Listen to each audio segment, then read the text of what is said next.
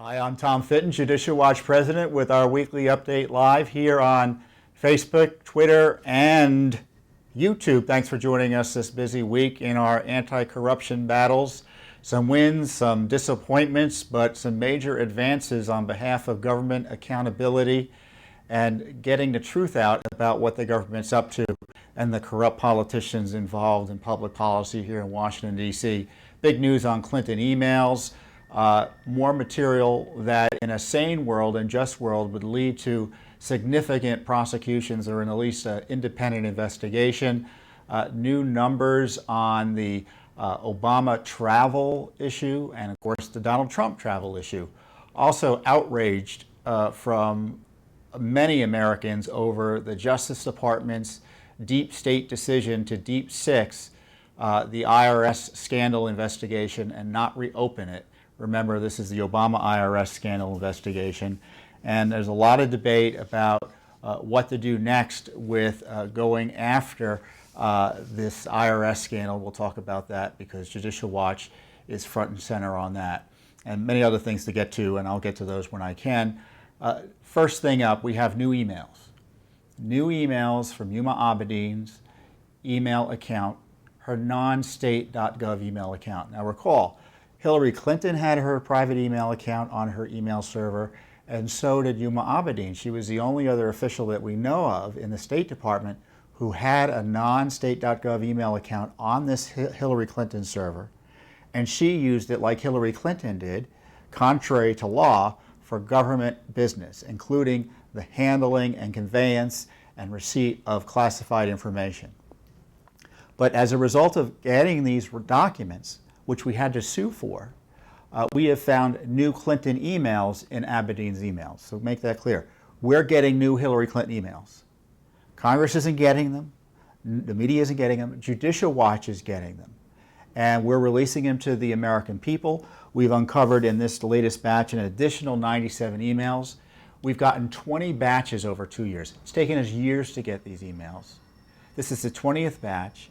And we now have 627 emails that Hillary Clinton sent or received, but she did not turn over to the State Department initially. Remember, she said under oath, I think I turned over everything as far as I know.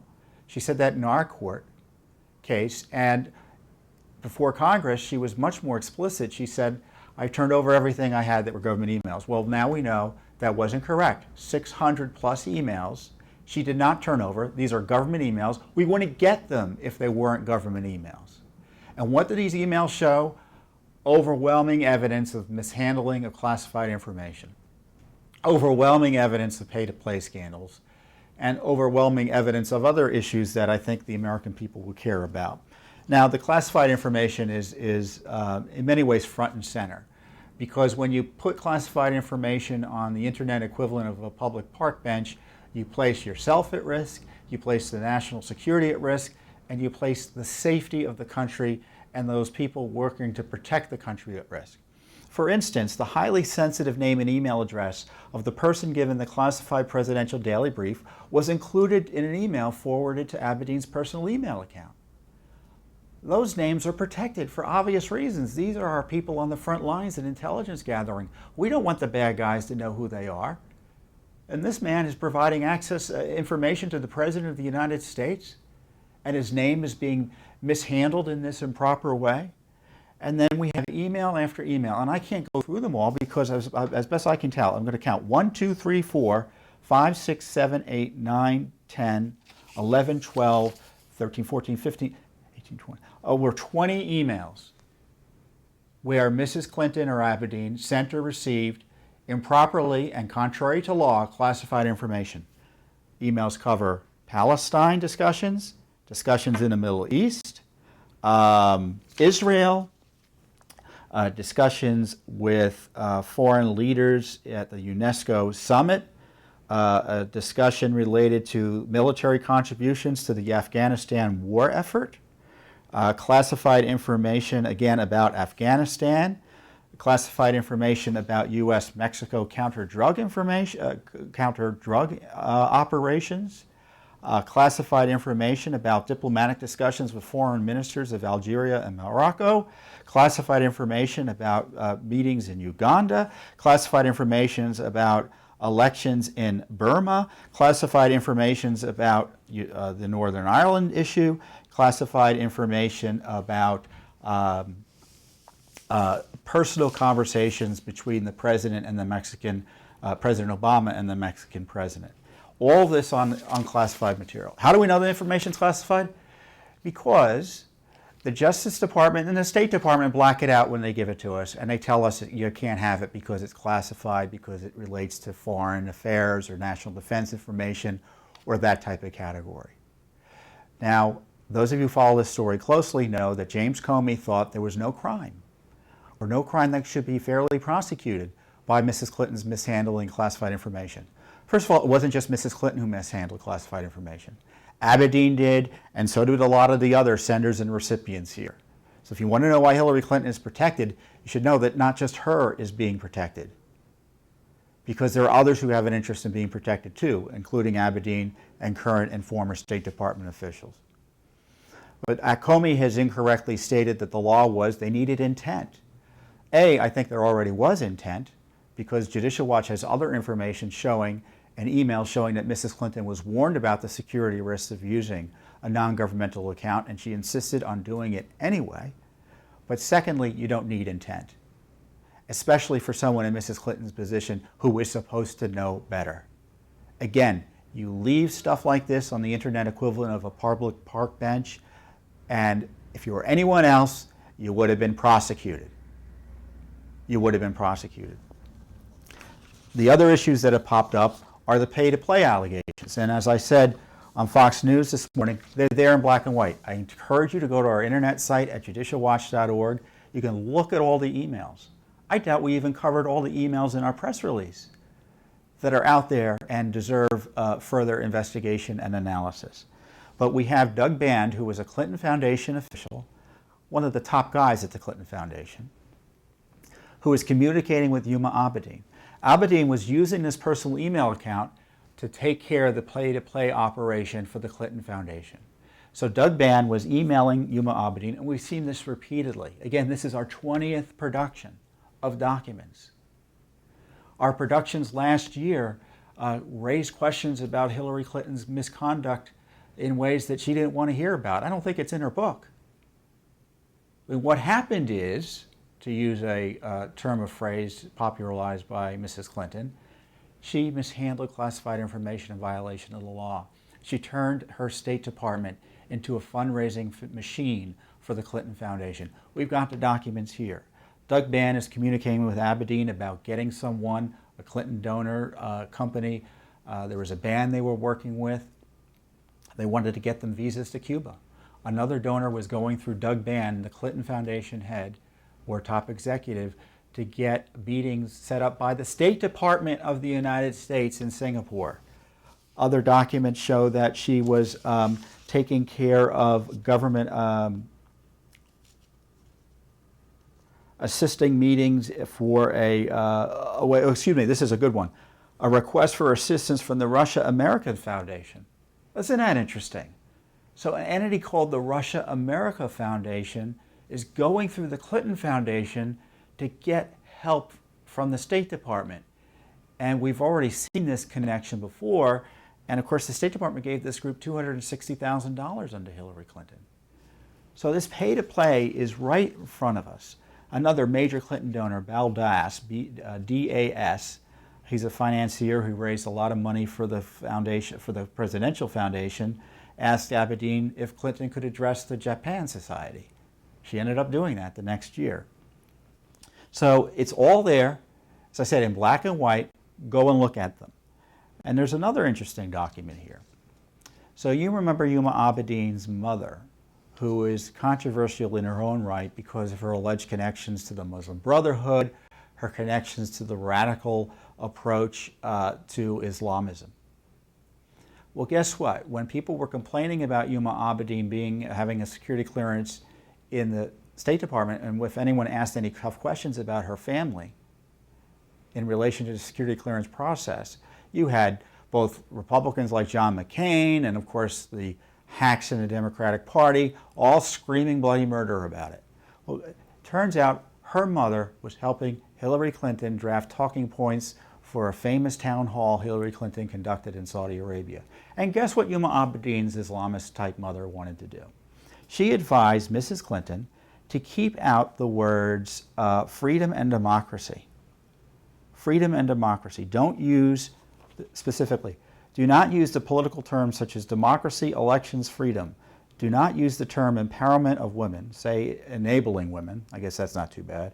Do not even mention driving for women, which, as you know, is a big issue in Saudi Arabia. Don't sound sympathetic to women's plight or be patronizing, as other visitors have done and made the students extremely annoyed. They rightly consider these as in-house issues. So the suppression of women, according to Abedin's mother, is an in-house issue for Saudi Arabia, and Hillary Clinton should stay out of it. And guess what? Hillary Clinton did stay out of it, because all this advice seemingly was taken by Hillary Clinton. We looked at her speech and transcript.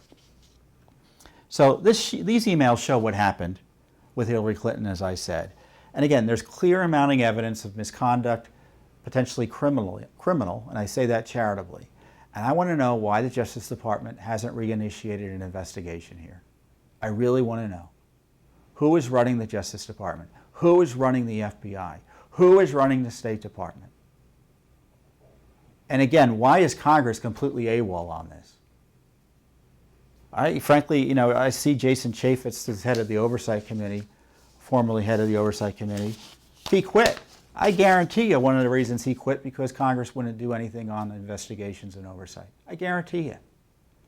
And Judicial Watch is doing the heavy lifting on all of this, and we're getting the information out that Hillary Clinton didn't want you to see, the Obama administration didn't want you to see, and that we're still facing stonewalling from the Trump administration. Next up is Hillary Clinton's, maybe Hillary Clinton's emails, but Abedin's emails from the infamous Wiener laptop. State Department's been sitting on those. We're going to find out this month, I think, when we're finally going to get them. And we'll see what happens there. Are they going to move quickly to release this information? My understanding is, and there's a new report today, and this is the good news, President Trump is the headline, Trump prods State Department to stop delaying release of Clinton emails. This is in the Washington Times. And the lead it's by Rowan Scarborough, who's a good reporter there. The White House has been privately urging the State Department to speed up its protracted process for releasing Hillary Clinton's still undisclosed emails. And maybe we can put a link in the feed here afterwards in the comment section of the various feeds.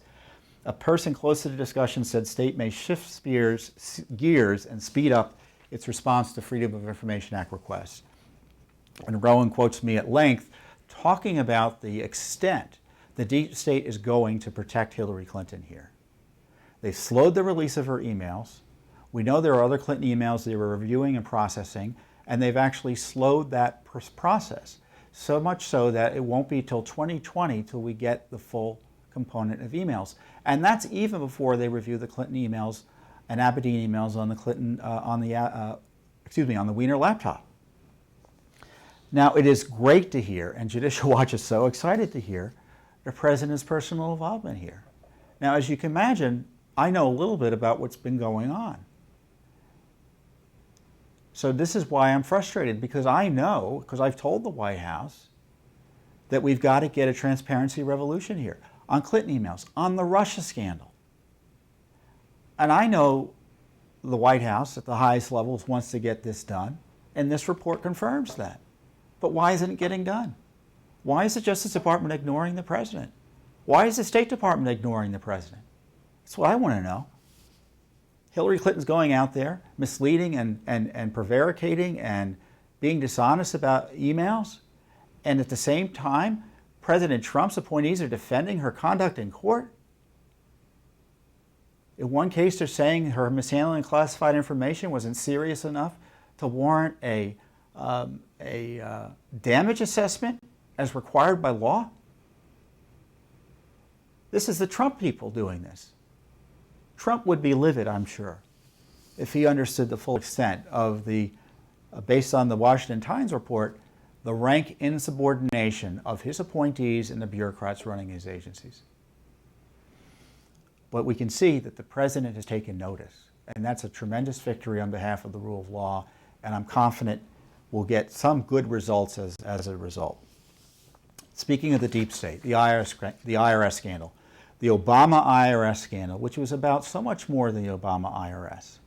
It was about the FBI. It was about the Justice Department. It was about the Federal Elections Commission.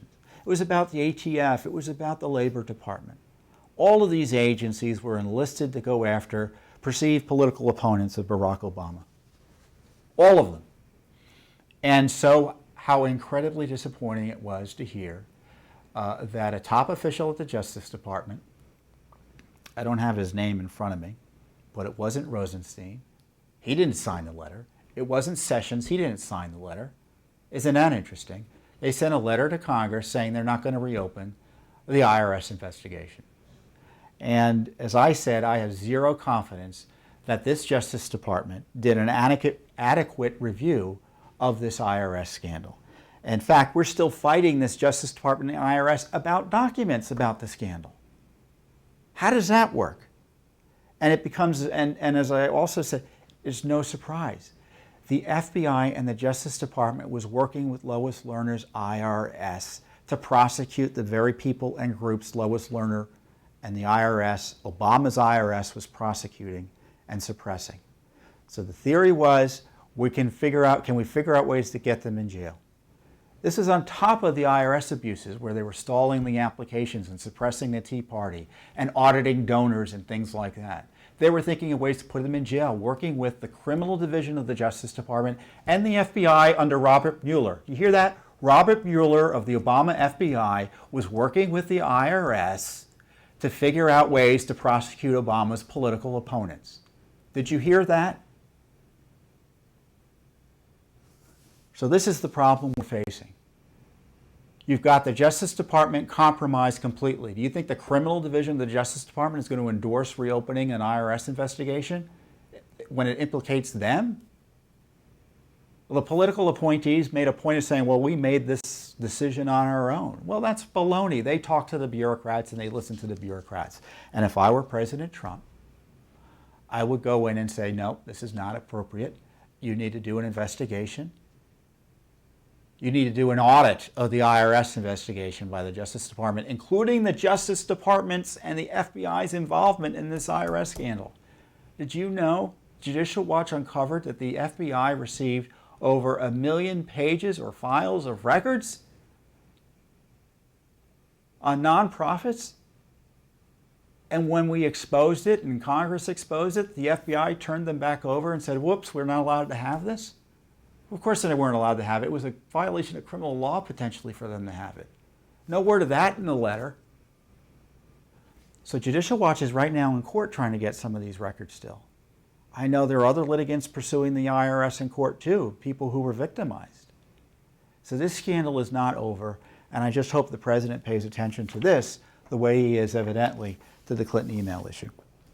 Something else that we're involved in is Judicial Watch has been famous for figuring out and examining the costs of VIP and presidential travel. And now we have a new number out about President Obama's total travel, and it's $105 million. And so it involves, for instance, Michelle Obama going to Morocco, costing $128,000. Mrs. Obama going to Spain, spending $79,000 on hotels, and this is all about Secret Service records. So this is all the security. Obama's trip to Los Angeles for 2 fundraisers and an appearance on Jimmy Kimmel Live cost $127,000 in hotels, $38,000 in airfare, $195 total. That I don't think includes the cost of Air Force One. So the total cost, which is ongoing, is $105,000. $105 million for President Obama's travel. Now, of course, the media was never terribly interested in Obama's travel, but they're very interested in Trump's travel. And Judicial Watch is fair. We've asked questions about President Trump's unnecessary travel. So we've been seeking Air Force records about his trip to Mar-a-Lago, where he hosted the Chinese president, his trips to Chicago, his trip to Mar-a-Lago for Easter weekend. And I appreciate the president wants to go home, but those trips aren't necessarily necessary, and it costs a lot of money, and we deserve an accounting. And we shouldn't have to sue to get an accounting, which is what we had to do just recently. But our numbers related to President Trump's travel is $4 million. So just so you know, we're tracking Trump's travel the way we tracked President Obama's travel. And my view generally is the presidency is too big and costs too much. And if there's anyone who ought to be sympathetic to that analysis, it's President Trump, who is a smart, sharp businessman who knows about the bottom line. And I think he should think of ways to creatively cut back the cost of the presidency. I mean, obviously, the first thing he'd do is not travel as much. And I think he's taken these issues to heart, and I think that's why, in part, he's been traveling closer to home by going to his property here close in Virginia, which doesn't require a plane ride. I don't know if he takes a helicopter out there, but using Marine One, which is the helicopter, is a lot cheaper than using Air Force One. I think it's $13,000 an hour to use Marine One. And Air Force One, the latest costs, I think, are $146,000 an hour. So the presidency, like all of government, is too big and costs too much money. And I don't like having to sue to get this basic information. Why is it Judicial Watch has to sue to get information that they are basically capturing as a matter of course? And to that end, we had asked the Secret Service for 19 requests, or 19 for the details on 19 trips by President Obama, and they ignored all of them. So we sued in court over that pattern and practice of ignoring all these requests and said, you know, you've got to do something. And the lower court refused to. And we were just in court today. Our lawyer, Lauren Burke, was just in court today before an appeals court, which is the next level up, three-court panel.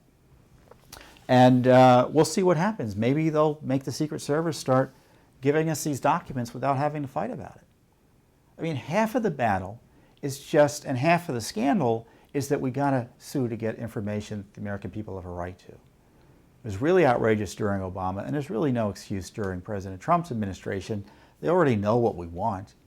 I think I'm told one of the judges this morning said, well, why don't you just keep a running database and just turn it over as a matter of course? You know what Judicial Watch is asking for.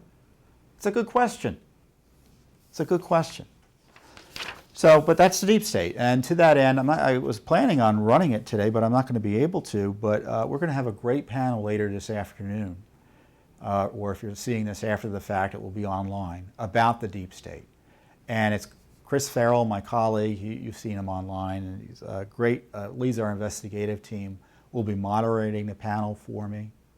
And Chris knows the deep state in and out. Our Jim Peterson, one of our top attorneys, will be there. Seb Gorka will be there, who worked at the White House. He worked with Steve Bannon. So he saw the deep state up close. And then Sarah Carter, who is the great investigative reporter. Sarah Carter is here, right? Okay. I'm being told Sarah isn't going to be there. I can't hear what my colleagues are saying. So anyway, Seb Gorka is going to be there. Diana West is going to be there. Okay, I'm being told yes. See, there are other people in the room here while I'm talking. And so it's going to be a great panel. Well, Sarah Carter you should read about anyway because she does great reporting, and she knows where the bodies are buried, figuratively speaking. And Diana West is a journalist and author of American Betrayal, The Secret Assault on Our Nation's Character. So someone who's well credentialed to talk about the deep state. So be sure to join us. And before I go, I talked last week about DACA. And I see President Trump was talking to the Democrats, and he's been expressing concern about trying to help people who supposedly came here by no fault of their own and giving them some protection. It's a mess. It's an absolute mess. Amnesty undermines the rule of law. It's unfair. It's usually unworkable because it's a massive government program, and it will lead to more illegal immigration. I just want you to keep those points in mind as you think about the debate about amnesty. And if I were advising President Trump, I'd tell him, focus on enforcing the rule of law. The reason we have an illegal immigration crisis is because politicians don't want to enforce the law as written, and they just think of ways to undermine it. And amnesty, even if constitutionally enacted and legislatively enacted, as the law requires and our system requires, won't work. Now, we're being told that you get security in exchange for this limited amnesty. A, this amnesty isn't going to be as limited as they say. And B, the security is rarely ever implemented, and don't buy it, because the Democrats are never going to buy on to security measures. Frankly, there are a lot of Republicans who are never going to buy on to security measures. There's an open borders establishment approach to immigration in this town.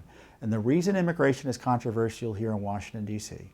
is because because the politicians want to do policies or engage in policies that the American people disagree with on immigration. They want the rule of law enforced, they want the border secure, and they want those who are here illegally to go back home. Very simple. But the media plays up these sob stories, and I'm sure the president, and there's always sympathetic individuals who are caught up in the failure to enforce the law and put in limbo, and I'm sympathetic to that. But we should never be talking about amnesty until we know where our border is secure, we can figure out who's here and who's not supposed to be here. We know even this deferred action program was a fraud from the get-start. You can be a criminal and get deferred action under the rules, a criminal. Now, supporters say, well, you know, that's not true. It is true. You can commit up to 3 misdemeanors, and as long as you spend less than a year in jail and some other caveats, you can get amnesty. That was true under Obama's illegal amnesty, and it's true under the proposed amnesty measures. And it wouldn't be 800,000, it'd be about 3 million. So I would just be very cautious about this, and I don't trust the government to be able to implement it. We just passed the anniversary of 9/11. How many years ago was it now? Was it 17th anniversary, 16th anniversary? We still don't have the security in place to track the coming and goings of foreign nationals, despite 3,000 Americans being killed by these people. Many of whom were here illegally and protected by sanctuary policies. We haven't figured that out yet, and we're talking about allowing 3 million more to come in here in violation of the law, remain here despite their violations of the law. I don't buy it. I'm sympathetic to them, but I don't buy it because I just don't see it as a workable way of dealing with this rule of law crisis.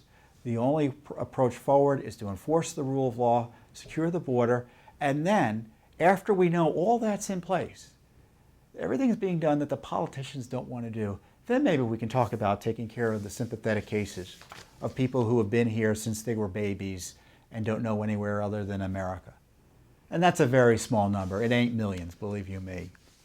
So in the meantime, as Congress tries to undermine the rule of law, as this administration doesn't know what it wants to do when it comes to the rule of law, it's kind of a Jekyll and Hyde on it, Judicial Watch is going to try to enforce it. We're in San Francisco. We were just in court this past Monday on the sanctuary policy there. We've been asking questions of this administration and prior administrations about DACA and how it's being handled. We exposed how it was mishandled and how security was bypassed. These are major issues. And I just hope the president understands he's being scammed by amnesty proponents. And he's right to be sympathetic, and that's a great attitude. But I have sympathy for the Americans who are being harmed by the lawlessness associated with uncontrolled illegal immigration. And I have sympathy for the people and the children who are waiting in line patiently to come into the country legally. Who's worrying about them? So with that, we've got a lot going on. We have a lot more to talk about next week, I already know. But I've taken too much of your time as it is. Thanks for joining us, and have a great weekend, and I'll see you soon.